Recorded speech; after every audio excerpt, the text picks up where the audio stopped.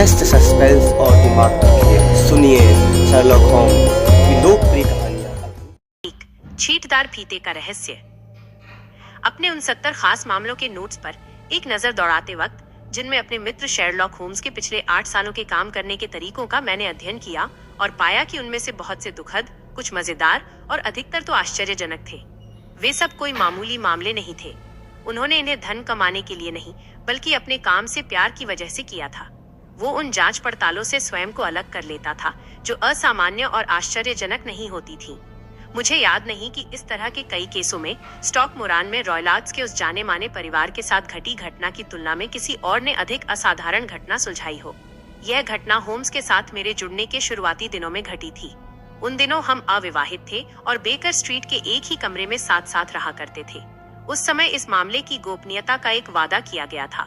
पिछले महीने उस महिला जिससे वो वादा किया गया था कि असामयिक मौत ने मुझे इससे मुक्त कर दिया। अब इस सच्चाई को रोशनी में आना चाहिए, क्योंकि डॉक्टर ग्रिम्सबाय रॉयलार्ड की मौत के बारे में अफवाहें फैली हुई हैं, जिन्होंने इस मामले को वास्तविकता से कहीं अधिक भयावह बना दिया है। ये अप्रैल 1883 की शुरुआत थी और मैंने एक सुबह शेरलॉक होम्स को कपड़े पहने हुए पूरी तरह से तैयार अपने बिस्तर के बगल में खड़े देखा। नियमतः वह देर से उठने वाला व्यक्ति है और घड़ी में उस समय सिर्फ 7:15 ही बजे थे। मैंने उसकी तरफ आंखें झपकाते हुए आश्चर्य से देखा, जिसमें थोड़ी सी चिढ़ भी थी, क्योंकि मैं अपनी आदतों के मामले में काफी नियमित हुआ करता था। होम्स ने कहा, मुझे माफ करना वॉटसन, मैंने तुम्हें जगा दिया, पर बात बिल्कुल साधारण सी है कि आज सुबह मिसेज हडसन ने दरवाजा खटखटाया और मुझे जगा दिया और मैंने तुम्हें।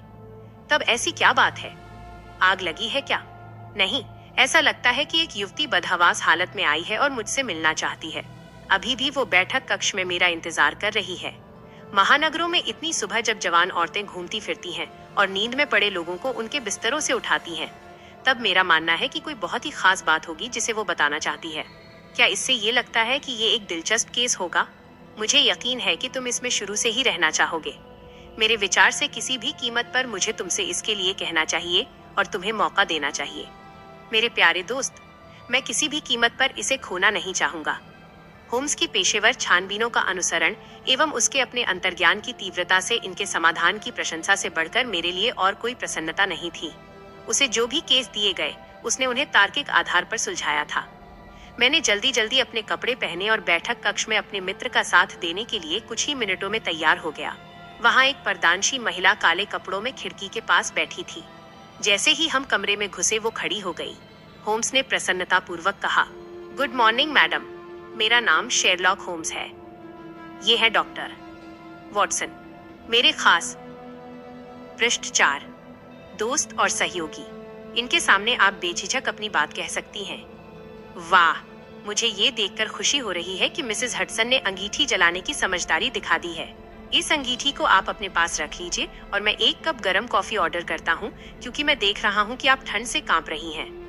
उस महिला ने अपनी जगह बदलते हुए धीमी आवाज में कहा, मैं ठंड की वजह से नहीं कांप रही हूँ। तब क्या है? ये डर है मैं होम्स, डर। इतना कहकर उस महिला ने अपना नकाब ऊपर उठा दिया। अब हम देख सकते थे कि वो महिला वाकई बड़ी दयनीय स्थिति में थी। उसका चेहरा पीला पड़ गया था और उसकी बेचैन डरी हुई आंखें शिकार के लिए पीछा किए जाने वाले जानवर की आंखों की तरह लग रही थीं। उसके चेहरे और शरीर से पता चलता था कि वो लगभग 30 वर्ष की होगी, लेकिन उसके बाल असमय ही पक गए थे।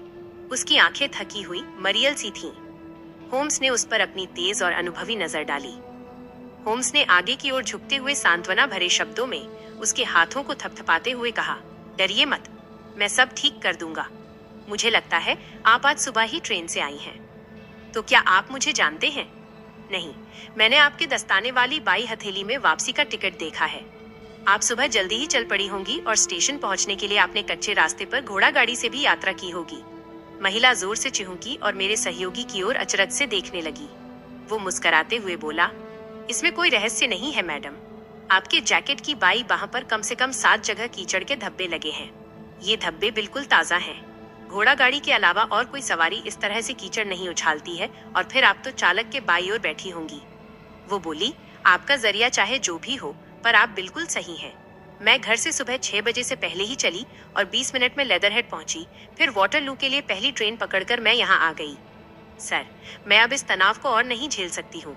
अगर ये ऐसे ही बना रहा तो मैं पागल हो जाऊंगी। मेरी सहायता करने वाला कोई नहीं है। उस अकेले आदमी को छोड़कर जो ये कर सकता है। मैं आपके बारे में सुन चुकी हूँ मी होम्स। मुझे आपके बारे में मिसेज फारेंटोश ने बताया है, जिनकी सहायता आपने बहुत ही कठिन परिस्थितियों में की थी। उन्हीं से मुझे आपका पता मिला है।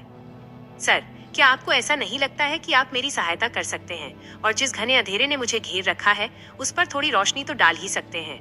इस समय आपकी सेवाओं के लिए पुरस्कार देने की मेरी क्षमता नहीं है, पर 6 हफ्तों या 1 महीने में मेरी शादी हो जाएगी। तब अपनी खुद की आमदनी पर मेरे नियंत्रण के बाद आप मुझे एहसान फरामोश नहीं पाएंगे।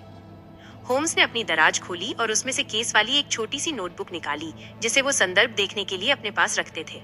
वे बोले, फारेंटोश, ओ हाँ, मुझे वो केस याद आ गया जिसका संबंध उस दूधिया मुकुट से था।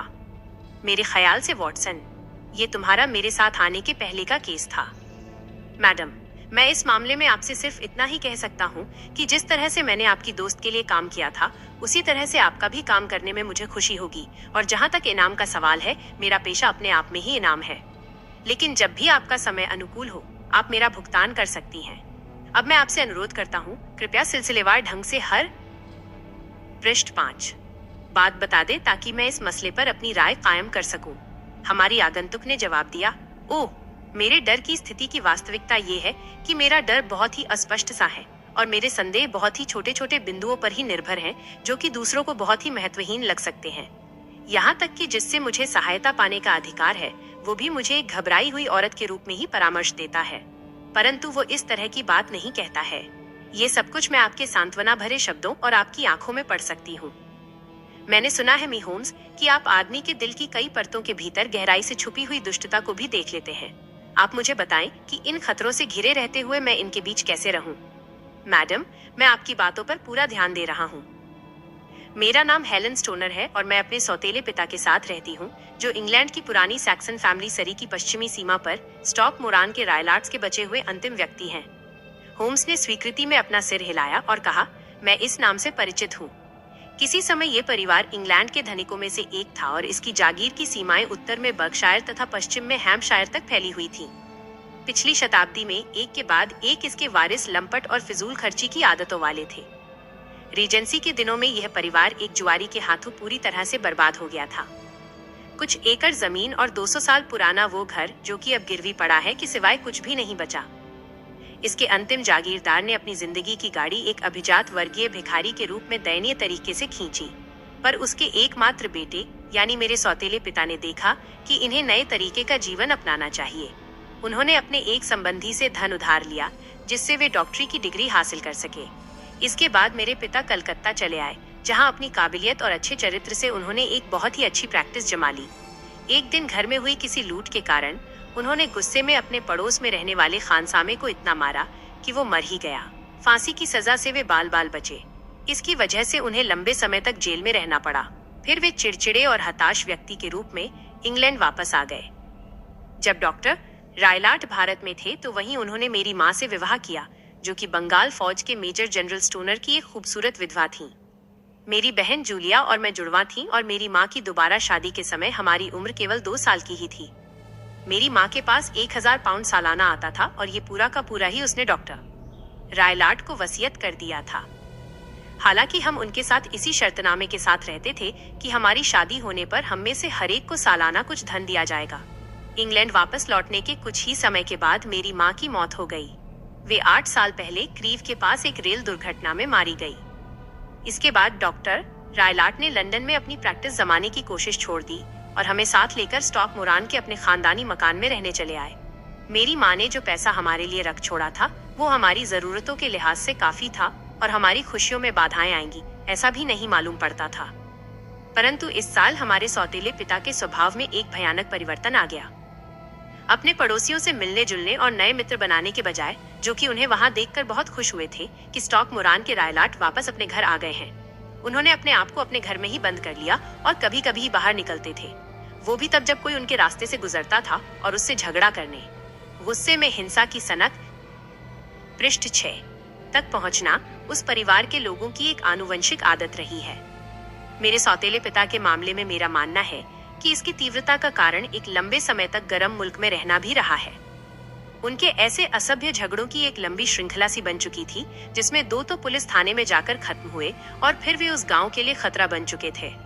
लोग बाग उनसे डरकर भागने लगे थे क्योंकि उनमें काफी शारीरिक बल था और गुस्से में वे बेकाबू हो जाते थे। अभी पिछले ही हफ्ते उन्होंने वहीं के एक लोहार को चारदीवारी से नीचे नदी में फेंक दिया था। फिर जो पैसा मैंने साथ मिलकर इकट्ठा किया था, उसे देकर हमने इस दूसरी मुसीबत से अपना बचाव किया। कुछ घुमंतू बंजारों को छोड़कर कोई भी उनका मित्र नहीं था। उन्होंने झाड़ झंखाड़ से भरी अपनी जमीन, जिससे हमारी खानदानी जागीर का भी पता चलता था, इन बंजारों को डेरा डालने के लिए दे रखी थी। बदले में वे अपने तंबुओं में इनका आतिथ्य सत्कार करते थे और कभी कभी इनके साथ सप्ताहांत में दूर कहीं घूमने भी चले जाते थे। भारतीय जानवरों के प्रति भी उनकी दीवानगी थी, जो कि उनके पास वहां से भेज दिए जाते थे। इस समय उनके पास एक चीता और एक लंगूर है और ये दोनों ही उनके मैदान में खुले घूमते रहते हैं। ये गांव वालों के लिए उतने ही भयावह हैं जितना कि उनके मालिक। आप इसका अंदाज लगा सकते हैं कि मेरी और मेरी बहन की जिंदगी में अब तक कोई बड़ा सुख नहीं रहा। हमारे यहाँ कोई भी नौकर नहीं टिकता था। एक लंबे समय से हमने खुद ही घर का सारा काम किया है। मेरी बहन की मौत के समय उसकी उम्र सिर्फ 30 साल थी, फिर भी उसके बाल मेरी ही तरह सफेद हो गए थे। क्या तुम्हारी बहन की मौत हो चुकी है? उसकी मौत अभी 2 साल पहले ही हुई है और उसी की मौत की वजह से मैं आपसे बात करना चाहती हूँ। आप समझ ही सकते हैं कि जिस तरह की अपनी जिंदगी के बारे में मैंने आपको बताया है, हम अपनी उम्र और स्थिति के शायद ही किसी और व्यक्ति को ऐसी हालत में देखना चाहेंगे। हमारी माँ की एक अविवाहित बहन यानी हमारी एक मौसी भी हैं, जिनका नाम मिस ऑनोरिया वेस्टफेल है। वे हैरो के पास रहती हैं। हमें कभी कभी ही इनके घर जाने का मौका मिलता है। 2 साल पहले क्रिसमस पर जूलिया वहाँ गई थी। वहाँ उसकी मुलाकात नौसेना के एक मेजर से हुई, जो कि अभी आधी तनख्वाह पर काम कर रहा था और जिसके साथ उसका विवाह भी तय हो गया। वापस लौटकर मेरी बहन ने इसकी जानकारी मेरे सौतेले पिता को दी। उन्होंने इस शादी का विरोध नहीं किया था, परंतु शादी की तय तारीख से 15 दिनों पहले ही वो भयानक घटना घट गई, जिसने मेरी अकेली साथी को मुझसे छीन लिया। शेरलॉक होम्स अपनी कुर्सी पर पीठ टिकाकर बैठे थे।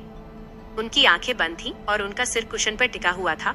उन्होंने अपनी अंधमुदी आंखें खोली और अपने आगंतुक की ओर देखा। फिर बोले, कृपया खुलकर बताएं।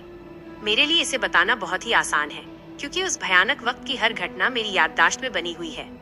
जैसा कि मैं पहले ही बता चुकी हूँ कि वो इमारत बहुत ही पुरानी है और अब इसका एक ही हिस्सा रिहायशी इस्तेमाल में आता है।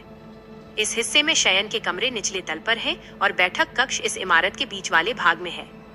इन कमरों में से पहला कमरा डॉक्टर रायलाट का, दूसरा मेरी बहन और तीसरा मेरा खुद का है। उन कमरों में आपस में कोई संपर्क नहीं है, पर वे सभी एक ही गलियारे में खुलते हैं। क्या मैं साफ साफ बता पा रही हूँ? बिल्कुल ठीक। पृष्ठ 7। तीनों कमरों की खिड़कियां बाहर लॉन में खुलती हैं। उस भयावह रात को डॉक्टर रायलाट अपने कमरे में जल्दी ही चले गए थे। हालांकि हम जानती थी कि वे सो नहीं रहे थे, क्योंकि मेरी बहन को उनके उस भारतीय सिगार की तेज महक से परेशानी होती थी, जिसे पीने की उनकी आदत थी। वो अपने कमरे से निकलकर मेरे पास चली आई और वहाँ कुछ देर बैठकर उसने अपनी होने वाली शादी के बारे में कुछ बातें भी की थी। 11 बजे वो मेरे पास से जाने के लिए उठी। फिर दरवाजे पर थोड़ा रुककर उसने मेरी ओर मुड़कर देखा और बोली, ये बताओ हेलन, क्या तुमने रात के अंधेरे में किसी को सीटी बजाते सुना है? नहीं तो, मैंने जवाब दिया। मेरे ख्याल से सोते समय तुम्हारी आवाज तो सीटी की तरह नहीं ही निकलती होगी। बिल्कुल नहीं। पर क्यों? क्योंकि पिछली कुछ रातों से सुबह करीब 3 बजे मुझे हमेशा एक धीमी पर साफ सीटी की आवाज सुनाई पड़ती है। मैं कच्ची नींद में ही सोती हूँ और इसीलिए इसकी आवाज मुझे जगा देती है। मैं ये नहीं बता सकती हूँ कि ये आती किधर से है, शायद बगल वाले कमरे से या लॉन से। मैंने सोचा कि तुमसे पूछूं कि शायद तुमने इसे सुना होगा। नहीं, मैंने नहीं सुना। ये दूर ठहरे हुए उन बंजारों की होनी चाहिए। बहुत मुमकिन है, पर यदि ये आवाज लॉन में थी तो मुझे आश्चर्य है कि तुमने इसे कैसे नहीं सुना। हाँ, पर मैं तुमसे अधिक गहरी नींद में सोती हूँ। अच्छा, खैर कोई बात नहीं। वो मुझे देखकर मुस्कुराई और मेरा दरवाजा बंद कर दिया। फिर कुछ ही देर बाद मुझे उसके दरवाजे का ताला बंद होने की आवाज सुनाई पड़ी। होम्स ने कहा, सच? क्या रोजाना रात को कमरे में ताला लगाना आप लोगों की आदत है?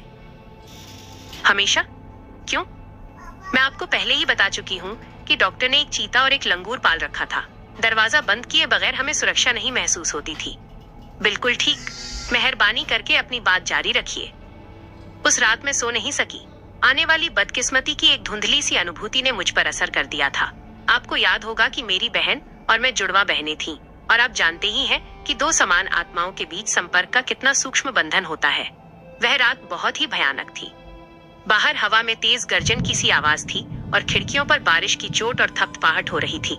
अचानक इस तेज आंधी के थपेड़ों के बीच ही एक औरत की डर से भरी चीखने की भयानक आवाज आई। मैं समझ गई कि ये आवाज मेरी बहन की ही है।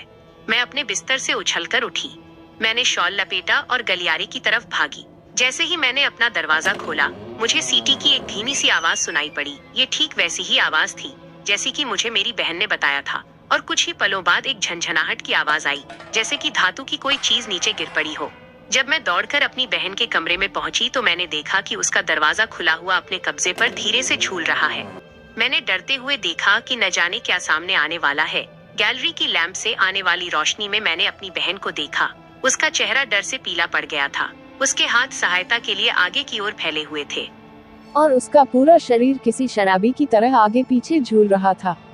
मैं भागकर उसके पास गई और उसे अपनी बाहों में समेट लिया, पर उसी समय उसके पैरों ने जवाब दे दिया और वह जमीन पर गिर पड़ी। वो इस तरह से तड़प रही थी जैसे भयानक तरीके से अकड़ गई हो। पहले पहल मुझे लगा कि उसने मुझे नहीं पहचाना, पर वह चीखती हुई आवाज में बोली, जिसे मैं कभी नहीं भूल पाऊंगी। हे भगवान, हेलन, एक फीता था यहाँ, एक छींटदार फीता। कोई ऐसी बात थी जिसे वह कहना चाहती थी और उसने डॉक्टर के कमरे की ओर हवा में इशारा भी किया, परंतु फिर से आई उसकी अकड़न ने उसके शब्दों को बाहर निकलने नहीं दिया। अपने सौतेले पिता को चिल्लाकर आवाज देते हुए मैं बाहर की ओर भागी।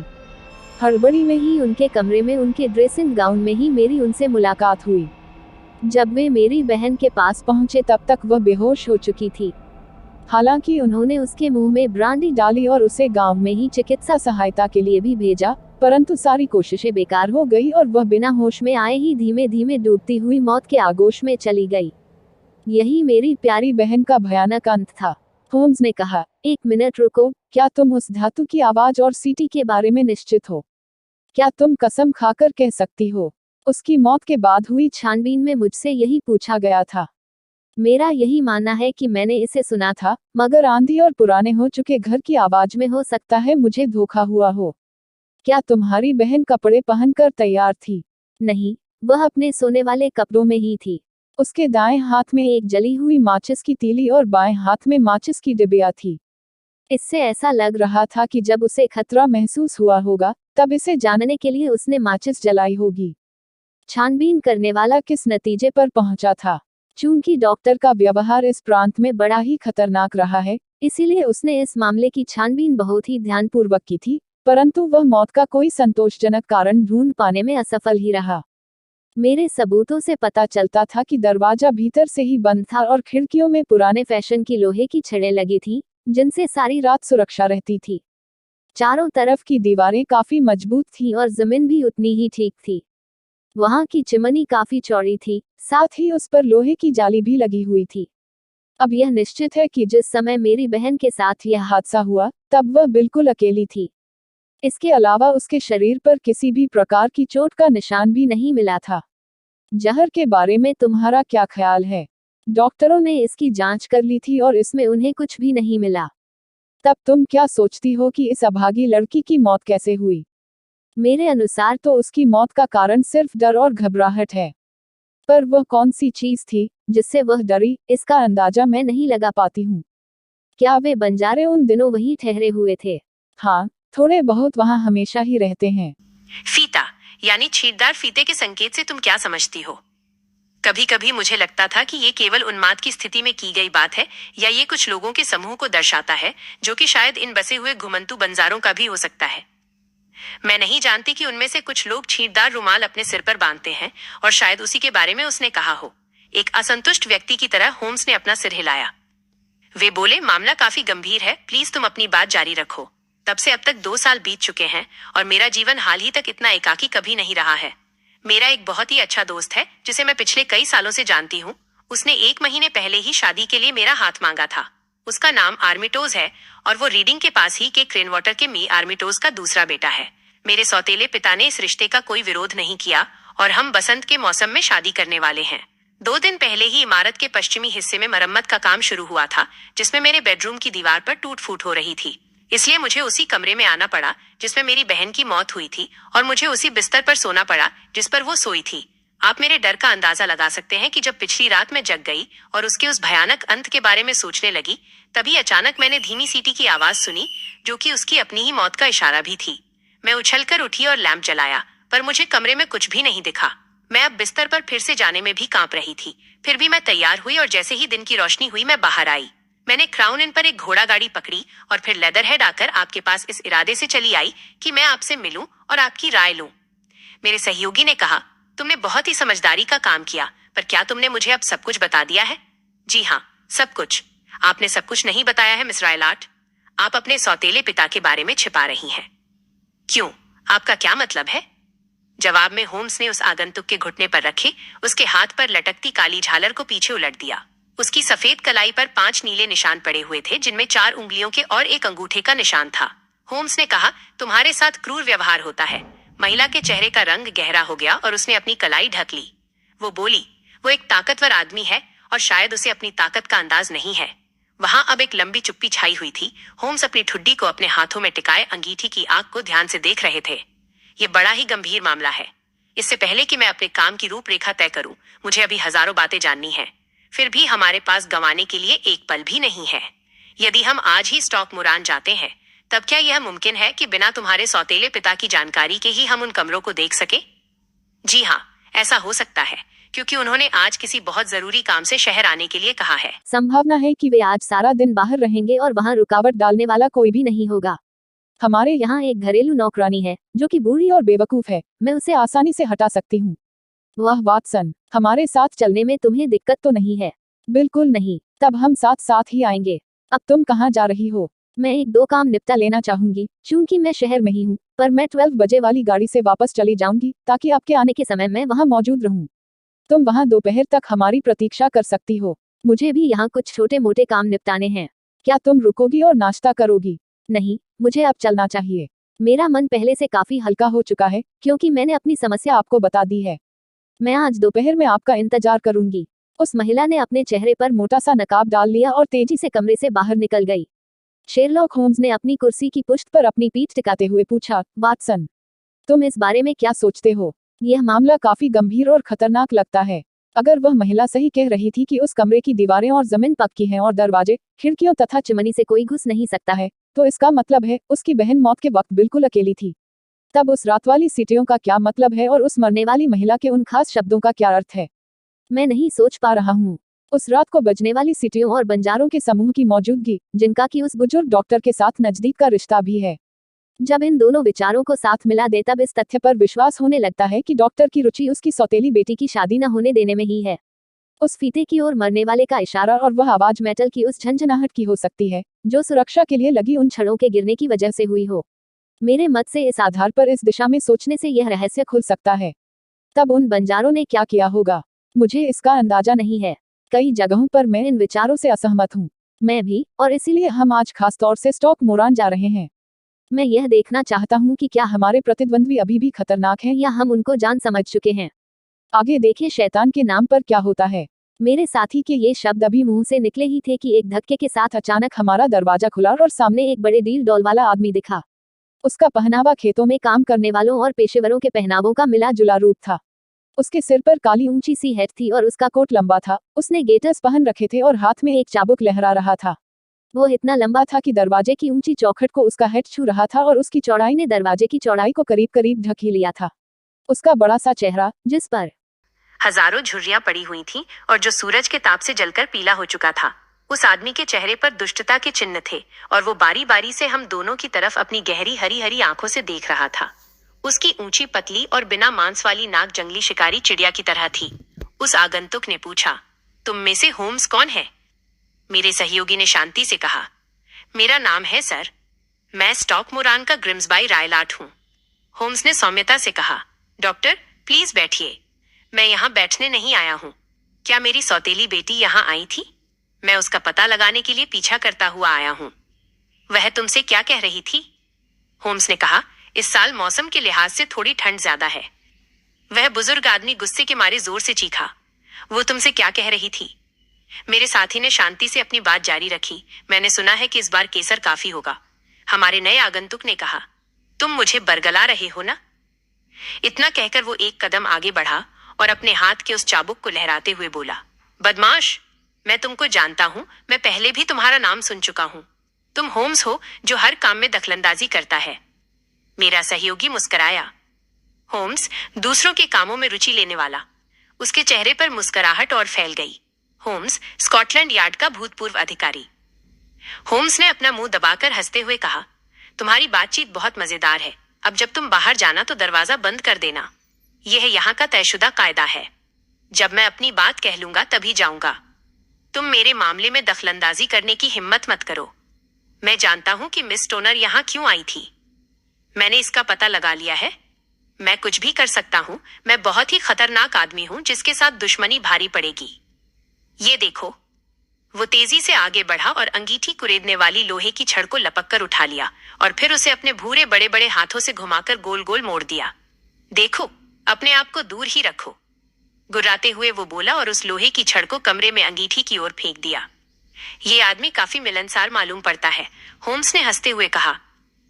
मैं बहुत मोटा तो नहीं हूं, पर यदि वह मुझसे कहता तो मैं उसे अपनी कलाई की पकड़ भी दिखा देता, जो कि उसकी कलाई की पकड़ से कमजोर नहीं है।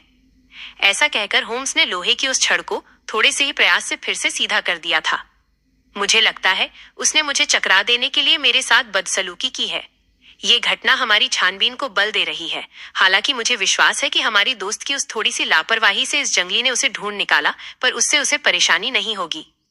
और अब वॉटसन, हमें नाश्ते का ऑर्डर कर देना चाहिए और फिर हमें डॉक्टर की ओर चलना चाहिए ताकि हमें इस मामले में कुछ सहायता मिल सके। शेरलॉक होम्स जब घूम कर लौटे तब तकरीबन 1 बज रहा था। उनके हाथ में नीले रंग के कागज की एक शीट थी जिस पर कुछ लिखा था और चित्र बनाए गए थे। मैंने उस मृतक महिला की वसीयत देखी है। इसका ठीक ठीक मतलब समझने के लिए मैं आज की मौजूदा कीमत के अनुसार इसका हिसाब लगाना चाहता हूँ। उसकी पत्नी की मौत के समय उसकी कुल आमदनी 1100 पाउंड से कुछ ही कम थी। खेती में कमी आने पर भी ये 750 पाउंड से कम नहीं होगी। अब अगर उनकी शादी हो जाती है तब हर लड़की 250 पाउंड की आय का दावा कर सकती है। अब ये स्पष्ट है कि यदि दोनों लड़कियों की शादी हो जाती है तब ये पैसा बहुत ही कम रह जाता है, यहाँ तक कि उनमें से कोई एक भी इस आदमी को बहुत ही दयनीय स्थिति में पहुंचा देती।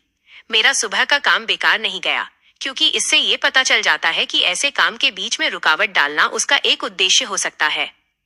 वॉटसन, अब समय गंवाना खतरनाक हो सकता है, खास तौर से तब जबकि वो बुजुर्ग ये जान चुका है कि हम उसके मामले में रुचि ले रहे हैं। इसलिए अगर तुम तैयार हो तो हमें एक गाड़ी बुला लेनी चाहिए और वाटरलू की ओर चलना चाहिए।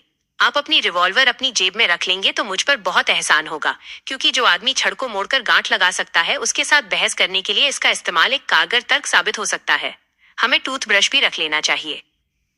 वाटरलू से लेदरहेड के लिए ट्रेन पकड़ने में हम भाग्यशाली रहे और वहां पहुंचने पर स्टेशन से हमने भाड़े पर एक घोड़ा गाड़ी ली तथा उन संकरी गलियों से होकर हम 4 या 5 मील तक चले। दिन पूरी तरह साफ था और सूरज चमक रहा था।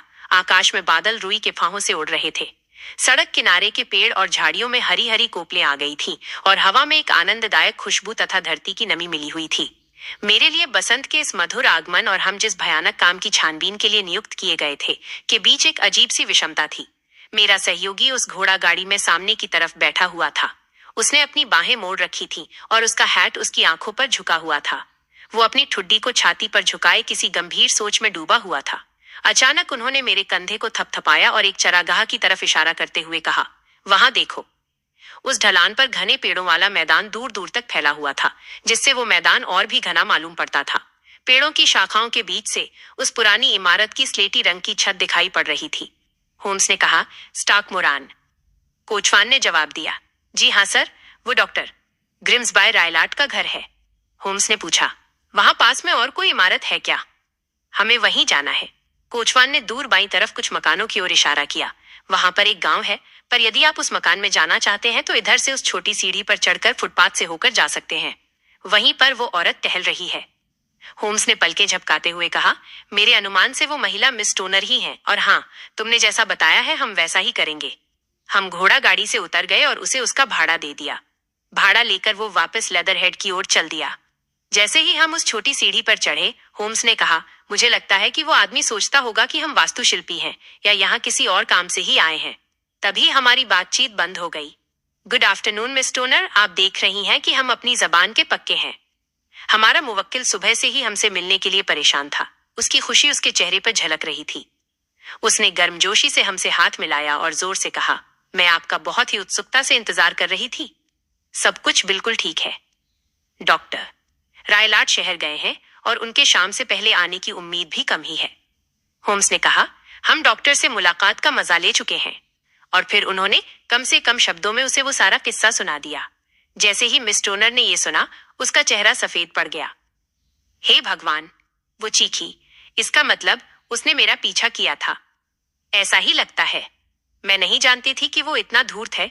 जब वो वापस आएगा तब क्या करेगा?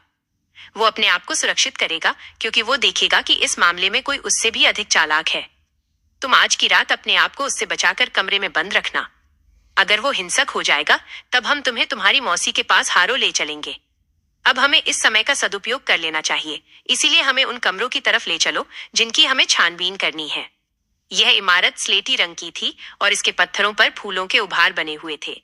इसका बीच वाला भाग ऊपर की ओर उठा हुआ था और दोनों तरफ के हिस्से केकड़े के पंजों की तरह बाहर की ओर निकले हुए थे। इन हिस्सों में से एक हिस्से की खिड़कियां टूटी हुई थीं और उनमें लकड़ी के फट्टे जड़े हुए थे। उनकी छत बीच से थोड़ी गिर गई थी, जिससे ये एक खंडहर सा मालूम पड़ता था। इमारत के बीच वाले भाग की मरम्मत थोड़े बेहतर ढंग से हुई थी, लेकिन दाहिनी ओर वाला हिस्सा इसकी तुलना में काफी आधुनिक था और खिड़कियों के छाजन एवं चिमनियों के निकलते धुएं से पता चलता था कि इमारत के इसी हिस्से में लोग रहते हैं।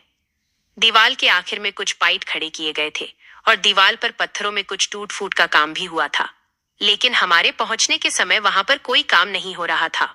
होम्स ने उस बिना कटे छटे लॉन में ऊपर नीचे होकर चलते हुए खिड़कियों के बाहर काफी ध्यान से देखा। ऐसा लगता है कि यही वो कमरा है जिसमें तुम सोती हो और बीच वाला कमरा तुम्हारी बहन का है। वह तीसरा कमरा डॉक्टर रायलाट का है। आपने बिल्कुल ठीक कहा, पर अब मैं बीच वाले कमरे में सोती हूँ। मेरी समझ से कुछ रद्दोबदल का काम होने के कारण ही ऐसा है। हालांकि दीवार के आखिरी हिस्से में किसी मरम्मत की बहुत जरूरत नहीं है। ऐसा लगता है कि मुझे मेरे कमरे से हटाने के लिए ये सब किया गया था। हाँ, इस बात से एक राय जरूर बनती है। यहाँ संकरे हिस्से के दूसरी तरफ एक गलियारा है जिसमें तीनों कमरे के दरवाजे खुलते हैं और उनमें खिड़कियां भी हैं। हाँ, पर वे बहुत ही छोटी हैं। किसी के घुसने के लिहाज से तो बहुत ही छोटी। तुम दोनों बहनें जिस तरह से अपना कमरा रात को बंद कर लेती थीं, तब इनमें किसी का भी बाहर से घुस पाना नामुमकिन था। क्या तुम अपने कमरे में जाओगी और शटर को भीतर से बंद करके दिखाओगी? मिस टोनर ने वैसा ही किया और होम्स ने ध्यानपूर्वक उन खिड़कियों की जांच करने के बाद उनके शटर को खोलने की हर संभव कोशिश की, पर उन्हें इसमें सफलता नहीं मिली। इनमें किसी भी प्रकार की झिरी तक नहीं थी जिसमें से चाकू डालकर बीच वाले डंडे को ऊपर उठाया जा सके।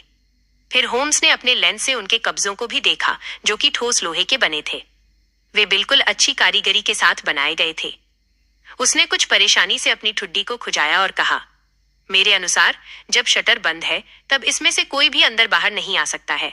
देखते हैं कि भीतर से इस मामले पर कोई रोशनी पड़ती है क्या।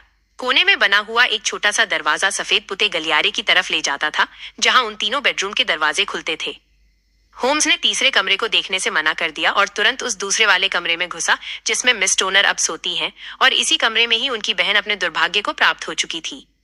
पुराने ग्रामीण घरों की तरह ये एक छोटा सा घरेलू कमरा था जिसकी छत नीची थी और दीवार में आतिशदान की जगह बनी हुई थी। कमरे के कोने में दराजों वाली एक भूरे रंग की अलमारी और एक सफेद पतला बेड था। खिड़की के बाईं तरफ एक ड्रेसिंग टेबल थी। इस सामान के साथ साथ इसमें लकड़ी के काम वाली 2 छोटी कुर्सियां और बीच में एक चौकोर कालीन भी बिछा हुआ था। कमरे की दीवारों पर चारों तरफ भूरे रंग के लकड़ी के फट्टे लगे थे। उनकी बलूत की लकड़ी को कीड़े खा चुके थे। वे इतने पुराने और बदरंग थे कि इनसे पता लग रहा था कि वे वहां उस पुरानी इमारत की शुरुआत से ही थे। होम्स ने कोने से एक कुर्सी खींची और उस पर आराम से बैठ गया। उसकी आंखें उस कमरे के चारों तरफ बार बार घूम रही थीं और वो हर चीज को बहुत ही ध्यान से देख रहा था। उसने उस घंटी की लटकती हुई रस्सी, जिसका फुंदना तकिए के पास था, देखकर पूछा, इस घंटी से किसे पुकारा जाता है? ये हाउसकीपर के कमरे तक जाती है। कमरे की और चीजों के मुकाबले ये नई मालूम पड़ती है। हाँ, ये सिर्फ 2 साल पहले ही लगाई गई थी। मेरे अनुमान से तुम्हारी बहन ने ही इसके लिए कहा होगा। नहीं, मैंने उसे इसका इस्तेमाल करते हुए कभी नहीं सुना। हमें जो चाहिए होता था उसे हम खुद ही ले लिया करती थीं। इसका मतलब इतनी सुंदर घंटी का यहाँ लटकना बेकार ही था। मुझे माफ करना, पर मैं इस कमरे की जमीन भी देखना चाहूंगा। उसने अपना लेंस निकाला और इसे हाथ में पकड़कर अपने चेहरे के पास ले गया और फिर तेजी से आगे पीछे करते हुए फट्टों में पड़ी दरार को ध्यान से देखा। यही काम उसने कमरे के चारों तरफ लगे लकड़ी के पैनलों पर भी किया। अंत में वो बिस्तर के पास आया और कुछ देर तक इसे घूरता रहा, फिर दीवार पर ऊपर नीचे अपनी नजरें दौड़ाई। उसने घंटी की रस्सी को अपने हाथों में पकड़ा और फिर इसे एक झटके के साथ खींचा। वो बोला, अरे ये तो दिखावटी है। क्या ये बजेगी नहीं? नहीं, ये तो तार से भी नहीं बंधी है। बड़ी मजेदार बात है। तुम देख सकती हो कि ये वहां उस थोड़े से खुलने वाले रोशनदान के छोटे से हुक से बांधी गई है। बहुत अजीब सी बात है, मैंने इस पर पहले कभी ध्यान ही नहीं दिया। होम्स बुदबुदाते हुए बोला, अजीब बात है। इस कमरे में एक दो चीजें अजीब सी हैं, जैसे वो बिल्डर कितना बेवकूफ है कि उसने कमरे का रोशनदान दूसरे कमरे में खोल दिया है। इस समस्या के लिए वो बाहर की हवा ले सकता था। महिला ने कहा, यह काफी नया बना हुआ है। होम्स ने जवाब दिया, ठीक यही काम घंटी की रस्सी के साथ किया गया है। हाँ, काफी छोटे छोटे बदलाव हो चुके हैं। ये लोग काफी अजीब मालूम पड़ते हैं। दिखावटी रस्सी, रोशनदान जिसमें से हवा नहीं आती है। मिस टोनर, आपकी अनुमति हो तो हम उस कमरे को भी अंदर से देख लें, डॉक्टर। ग्रिम्सबाय रायलाट का कमरा उसकी सौतेली बेटियों के कमरों की तुलना में बड़ा था, पर उसकी सजावट साधारण ही थी। कमरे में एक बेड और लकड़ी की किताबों की एक अलमारी थी जिसमें किताबें भरी हुई थीं। ज्यादातर वे किताबें तकनीकी विषयों पर ही थीं। बिस्तर के बगल में बाहों वाली एक कुर्सी, एक गोल टेबल और कोने में एक बड़ी सी लोहे की तिजोरी रखी थी। होम्स उन सारे सामानों के पास गया और उनको बड़े ही ध्यान से देखा। होम्स ने तिजोरी को थपथपाते हुए पूछा, ये क्या है? मेरे सौतेले पिता के काम के कागज हैं। इसका मतलब है तुम इसके अंदर देख चुकी हो।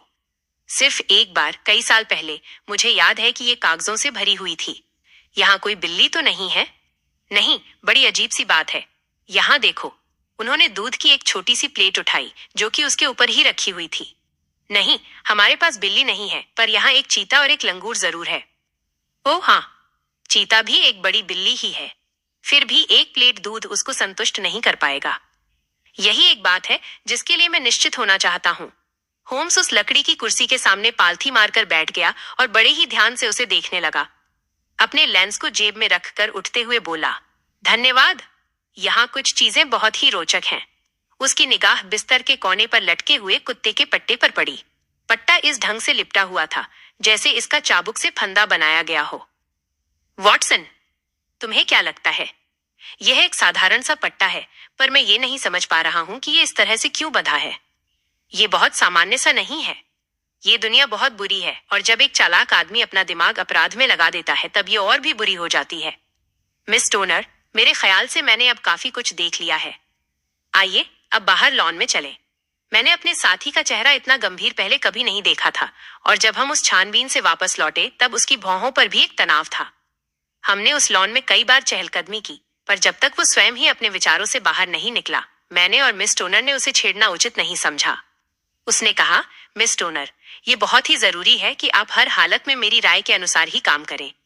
मैं ऐसा ही करूंगी। ये मामला काफी गंभीर है और आपकी जिंदगी आपके काम करने के ढंग पर ही निर्भर करेगी। मैं आपको बता चुकी हूं कि अब मेरी जान आपके हाथों में ही है। सबसे पहली बात यह है कि मैं और मेरा साथी रात को आपके कमरे में ही रहेंगे। मैंने और मिस टोनर ने उसकी तरफ अचंभे से देखा। हाँ, ऐसा ही है। आइए मैं आपको बताता हूँ। मेरे ख्याल से गांव में ठहरने के लिए कोई जगह तो होगी ही। हाँ, वहां क्राउन में है। बहुत अच्छी बात है। वहां से तुम्हारी खिड़कियां तो दिखाई पड़ती ही होंगी। बिल्कुल। जब तुम्हारा सौतेला पिता वापस लौटे तब तुम अपने सिर में दर्द का बहाना करके अपने कमरे में ही रहना। जब वह सोने चला जाए तब तुम अपनी खिड़की के पल्ले खोल देना और उसकी कुंडी हटा देना। हमारे इशारे के लिए तुम वहीं पर एक लैंप जलाकर रख देना। साथ ही तुम कमरे से अपने काम की वे चीजें भी निकाल लेना जिनके साथ तुम्हें दूसरे कमरे में रहना है। मेरा विश्वास है कि मरम्मत का काम चलने के बावजूद तुम उस कमरे में एक रात आराम से रह लोगी। हाँ, बहुत ही आसानी से। बाकी तुम हमारे ऊपर छोड़ दो। हम तुम्हारे कमरे में ही रात गुजारेंगे और उस शोर की वजह भी जानेंगे जिसने तुमको परेशान कर रखा था। मेरे साथी की बाहों पर अपना हाथ रखते हुए मिस टोनर ने कहा, मी होम्स, ऐसा लगता है कि आपने अपना मन पक्का कर लिया है। शायद ऐसा ही है। तब कृपा करके मुझे मेरी बहन की मौत का कारण भी बता दीजिए। ये सब बताने से पहले मैं इसका स्पष्ट सबूत भी आपके सामने रखना चाहूंगा। आप कम से कम इतना तो मुझे बता ही सकते हैं कि क्या मेरा सोचना सही है कि उसकी मौत अचानक डर जाने की वजह से ही हुई थी? नहीं, मुझे ऐसा नहीं लगता है। मेरे ख्याल से इसकी कोई और वजह है। और मिस टोनर, अब हमें चलना चाहिए, क्योंकि यदि डॉक्टर रायलाट वापस आ गए और उन्होंने हमें देख लिया तब हमारी सारी मेहनत बेकार हो जाएगी। तुम बहादुरी से रहना। अगर तुम मेरे बताए रास्ते पर चलोगी तो निश्चिंत रहो कि हम तुम्हें डराने वाले खतरे को तुमसे दूर भगा देंगे। क्राउन के उस छोटे से होटल में होम्स और मेरे लिए एक बेडरूम तथा बैठने वाले कमरे का इंतजाम करना कोई मुश्किल काम नहीं था। हमारा कमरा पहली मंजिल पर था। इसकी खिड़की से हम आने जाने वाले फाटक और स्टॉक मोरान के रिहायशी हिस्से को भी देख सकते थे। शाम के धुंधलके में हमने देखा कि डॉक्टर ग्रिम्सबाय रायलाट एक घोड़ा गाड़ी से लौटे, जिसे एक लड़का चला रहा था और उनकी विशाल काया उसके पीछे बैठी है। उस लड़के को बड़े से लोहे के फाटक को खोलने में थोड़ी परेशानी हो रही थी। तभी हमने डॉक्टर की गरजती आवाज सुनी और देखा कि वह उस लड़के को गुस्से से मुक्का दिखा रहे थे। घोड़ा गाड़ी अंदर चली गई और कुछ ही पलों के बाद हमने देखा कि पेड़ों के झुरमुटों से छनकर किसी एक बैठक कक्ष से लैंप की रोशनी बाहर आ रही है।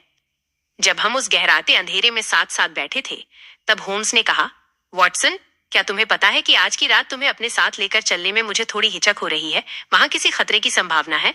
क्या मैं वहां तुम्हारी कोई सहायता कर सकूंगा? तुम्हारी मौजूदगी ही बहुत कारगर हो सकती है। तब मैं जरूर चलूंगा। मैं तुम्हारा एहसानमंद हूं। तुमने खतरे की बात कही है। तुमने उस कमरे में जरूर कुछ देखा है जो कि मुझे नहीं दिखाई पड़ा। नहीं, पर मुझे लगता है कि मैंने थोड़ा अधिक निष्कर्ष निकाल लिया है। मेरे अनुमान से तुमने भी वो सब देखा है जो मैंने देखा है। मैंने उस घंटी और रस्सी से अधिक अजीब वहां कुछ भी नहीं देखा, और इसका इस्तेमाल क्या है, मैं इसकी सिर्फ कल्पना ही कर सकता हूं। तुमने उस रोशनदान को भी देखा होगा? हाँ, पर मुझे ऐसा नहीं लगता है कि दो कमरों के बीच एक छोटा रोशनदान कुछ अजीब सा है। ये इतना छोटा है कि एक चूहा भी मुश्किल से इसमें से निकल सकेगा। मैं जानता था कि हमारे स्टॉक मोरान आने के पहले से ही हमें वहां एक रोशनदान मिलेगा। होम्स, हाँ, मुझे पता था। तुम्हें उस महिला की बात याद होगी जिसमें उसने कहा था कि उसकी बहन को डॉक्टर रायलाट के सिगार की महक आती थी। इससे पता चलता है कि दोनों कमरों के बीच कोई संबंध है।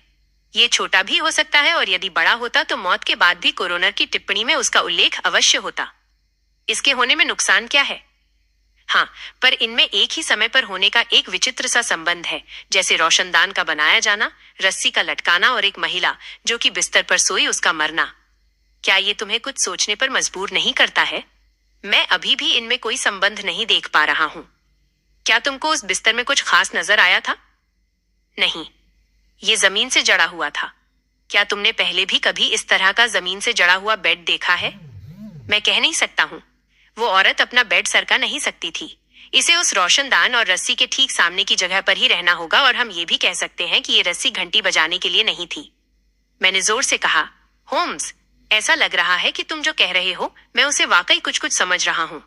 हम सचमुच किसी भयानक अपराध को रोकने के लिए ठीक समय पर यहाँ पहुंच गए हैं। अत्यंत भयानक। जब एक डॉक्टर ऐसा गलत काम करता है तब वो पहला अपराधी होता है। उसके पास ताकत भी है और जानकारी भी। ये आदमी गहराई से चोट करता है, पर वॉटसन, हमें भी गहराई से ही चोट करनी होगी। रात खत्म होने से पहले हमारे पास बहुत सी भयानक बातें होंगी। चलो, कुछ घंटों तक खुश रहने के लिए और मन बहलाव के लिए पाइप पीते हैं।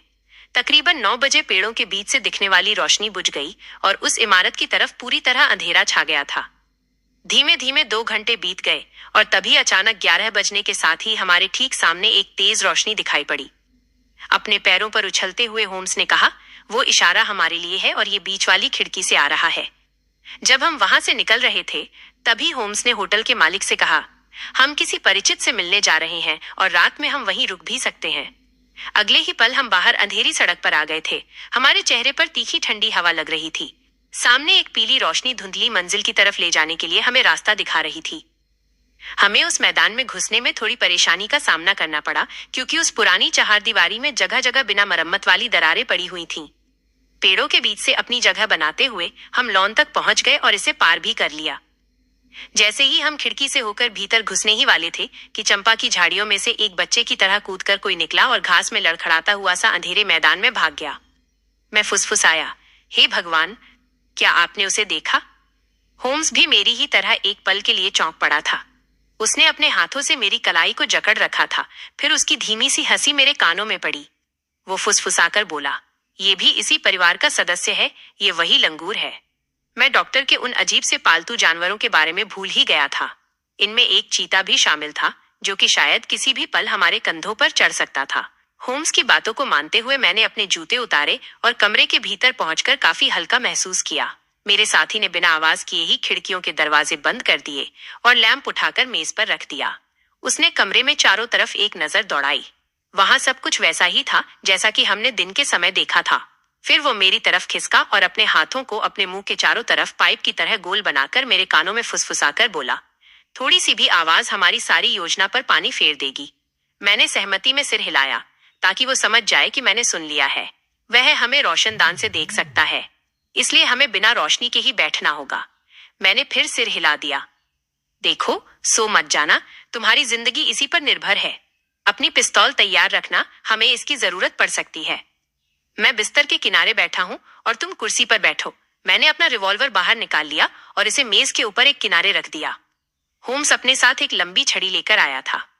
इसे उसने बिस्तर पर अपनी बगल में ही रख दिया था। इसी से सटाकर उसने माचिस की डिबिया रख दी और अधजली मोमबत्ती को भी रख लिया और फिर लैंप भी बुझा दिया। अब हम बिल्कुल ही अंधेरे में बैठे थे। मैं उस भयानक रात जगह को क्या कभी भूल पाऊंगा। मुझे कुछ भी सुनाई नहीं पड़ रहा था, यहाँ तक कि सांसों की आवाजें भी नहीं। और मैं ये भी जानता था कि मुझसे कुछ ही फीट की दूरी पर आंखें खोले हुए मेरा साथी भी मेरी ही हालत में बैठा हुआ है। दरवाजे की झिर्रियों से बहुत ही कम रोशनी दिख रही थी और हम चुपचाप अंधेरे में बैठे इंतजार कर रहे थे। बाहर किसी जंगली चिड़िया की कभी कभी तेज आवाज आती थी और एक बार तो हमारी खिड़की के पास एक बड़ी बिल्ली की तरह किसी के गुर्राने की आवाज भी आई, जिससे हमें पता लगता था कि वो चीता वहां आजादी से घूम रहा है।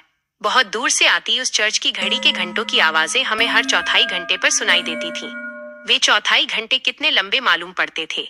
12, 1, 2 और 3 बज गए, पर अभी भी हम शांत बैठे हुए इंतजार कर रहे थे कि कुछ भी हो सकता है।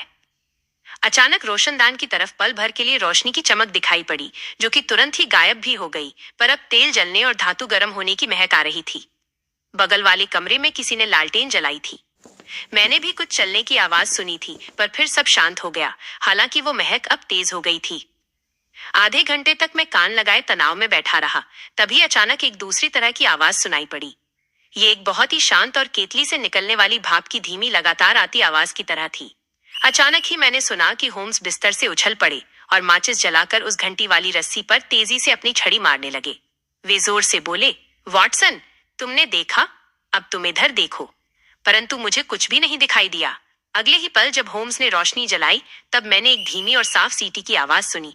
पर अचानक मेरी थकी हुई आंखों में आई चमक ये नहीं समझ पा रही थी कि वो क्या था जिस पर मेरे साथी ने इतने वहशी ढंग से प्रहार किया। मैंने देखा कि उसका चेहरा डर से पीला पड़ गया था और घृणा से भर गया था। उसने अब चोट करना बंद कर दिया और वो रोशनदान की तरफ घूर रहा था। तभी मैंने उस सन्नाटे को चीरती हुई भयानक चीख सुनी। ये आवाज तेज और बहुत तेज होती चली गई। इस भयानक चीख में पीड़ा, भय और क्रोध सभी कुछ शामिल था।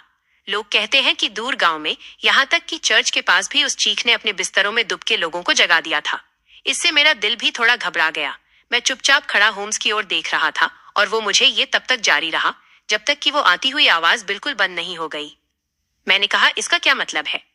होम्स ने जवाब दिया, इसका मतलब है सब कुछ खत्म हो गया। और शायद अच्छा ही हुआ। अपनी पिस्तौल ले लो, अब हम डॉक्टर रायलाट के कमरे में चलेंगे। अपने चेहरे पर गंभीरता लिए हुए उसने लैम्प जलाया और गलियारे की तरफ चल पड़ा। उसने कमरे का दरवाजा 2 बार थपथपाया, परंतु भीतर से कोई जवाब नहीं आया। इसके बाद होम्स ने दरवाजे का हैंडल घुमाया और कमरे के भीतर घुसे। मेरे हाथ में पिस्तौल थी। कमरे के अंदर का दृश्य अजीब सा था। मेज पर काले रंग की लालटेन रखी थी और उसका ढक्कन आधा खुला हुआ था। इसकी तेज रोशनी सामने रखी लोहे की तिजोरी पर पड़ रही थी, जिसका दरवाजा भी अध खुला था। इस मेज के बगल में लकड़ी की कुर्सी पर डॉक्टर ग्रिम्सबाय सलेटी रंग का गाउन पहनकर बैठे थे। उनके नंगे घुटने आगे की ओर निकले हुए थे। उनके पैरों में तुर्की वाली लाल चप्पलें थीं और गोद में एक लंबा सा पट्टा था, जिसे हम दिन में देख चुके थे। उनकी ठुड्डी ऊपर की ओर उठी हुई थी और आंखें छत के कोने को भयानक ढंग से घूर रही थीं।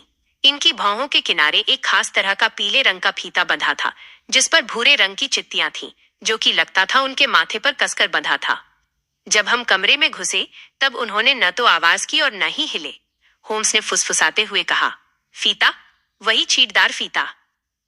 मैं एक कदम आगे बढ़ा ही था कि अचानक डॉक्टर के सिर पर पड़ी पगड़ी जैसी चीज हिली और फिर उसके बालों के पीछे एक सांप की भयानक गर्दन और हीरे के आकार जैसा उसका सिर दिखा। होम्स चीखे, ये एक जहरीला सांप है। भारत में पाया जाने वाला सबसे जहरीला सांप। इसके काटने पर वो 10 सेकेंड में ही मर गया होगा। हिंसा वास्तव में हिंसा करने वाले पर ही वापस आती है।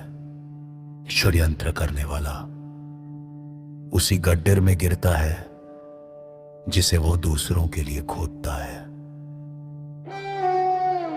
आओ इस प्राणी को वापस उसकी मांद में ही पहुंचा देते हैं और फिर हम मिस स्टोनर को किसी ठीक ठाक जगह ले जाएंगे। अब यहां की पुलिस को यह पता लगाने दो कि यहां क्या हुआ था।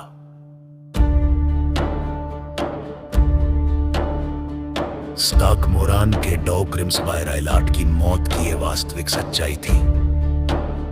यह जरूरी नहीं है कि मैं इस कहानी को यह कहकर विस्तार से बताऊं कि कैसे हमने उस डरी हुई लड़की को उसकी बुरी स्थिति से बचाया, कैसे हम उस लड़की को सुबह की ट्रेन से उसकी मौसी के घर ले गए, कैसे जांच की वो धीमी प्रक्रिया चली और डॉक्टर की दुर्गति उसके खतरनाक जीवों के साथ खेलने की वजह से हुई। इस केस के बारे में जो भी कुछ थोड़ा मुझे अभी जानना बाकी था, उसे शेरलॉक होम्स ने अगले दिन वापस चलते समय मुझे बताया।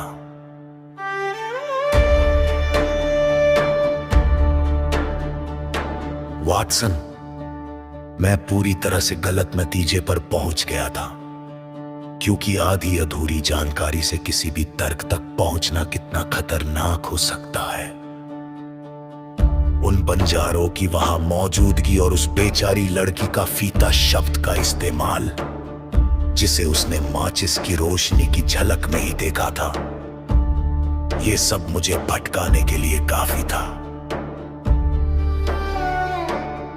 मैं ये दावे के साथ कह सकता हूं कि यही एक चीज थी जिसने मुझे सोचने पर मजबूर कर दिया था कि कमरे में रहने वाला जिससे भी डरा वो चीज बाहर खिड़की या दरवाजे से अंदर नहीं आई थी।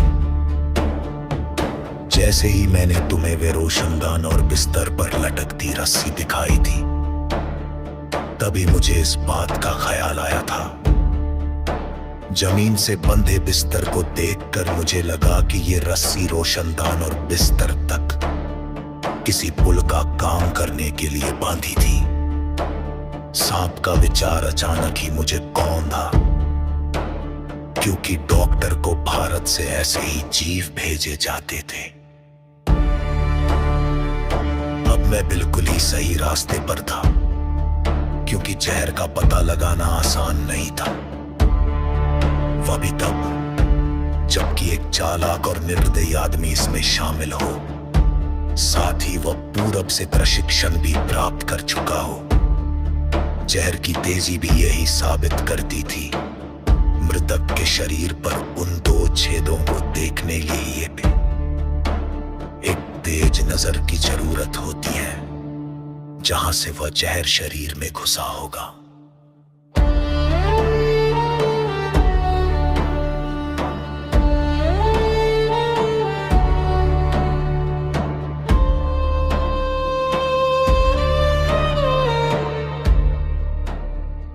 फिर मैंने उस सीटी के बारे में सोचा। सुबह की रोशनी उसके शिकार को जगा दे, इससे पहले ही उस सांप को वापस बुलाना होगा। इसीलिए उसने सांप को प्रशिक्षित भी किया था और शायद उसे वापस बुलाने के लिए ही वहां पर दूध भी रखा गया था। वह इसे उसी समय रोशनदान से होकर बिस्तर तक जाने के लिए रख देता था। सांप कमरे में रहने वाले को काट भी सकता था और नहीं भी काट सकता था। शायद वो एक हफ्ते तक हर रात बच जाती थी, परंतु एक दिन वो उस सांप का शिकार बन ही गई।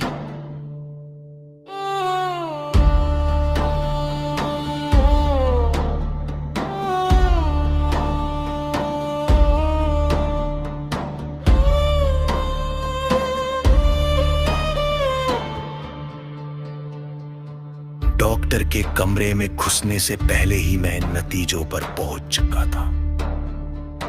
उसकी कुर्सी को देखकर मुझे पता चल गया था कि वो उसका इस्तेमाल सांप को रोशनदान से भेजने के लिए करता था।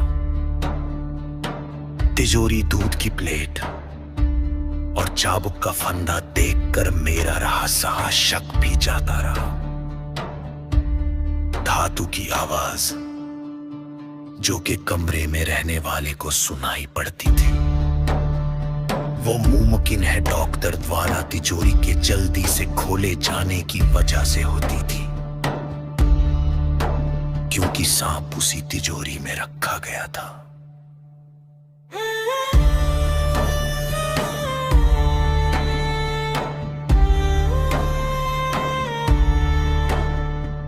इन सब बातों को ध्यान में रखते हुए तुम जानते ही होगी मैंने सबूत के लिए वे कदम उठाए थे।